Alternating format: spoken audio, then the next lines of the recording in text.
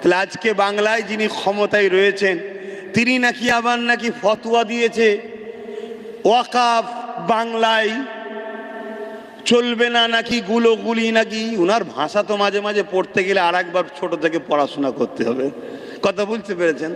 আবার নাকি হুমকিও দিয়েছে শুনছি, আবার নাকি বলেছে কেউ যদি বাংলায় ওয়াকাফলে গুলোগুলি করে, মানে মসজিদ মাদ্রাসা কবরস্থানের বিরুদ্ধে কেন্দ্র সরকার যে বিলটা করেছে, কেউ যদি বাংলায় কেন্দ্র সরকারের বিরুদ্ধে কথা বলে, মানে এরম দাঁড়াচ্ছে তো নাকি, বাংলায় কেউ যদি কেন্দ্র সরকারের বিরুদ্ধে কথা বলে মসজিদ মাদ্রাসার পক্ষে কথা বলে, রাজ্য সরকার নাকি হুমকি দিচ্ছে তার সব থেকে বড় দুশমন আমি হব।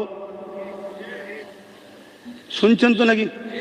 এখন বলুন, এই কচুপুড়াকে ভয় করবেন না আল্লাহকে ভয় করবেন? এই কচু পুড়া কচু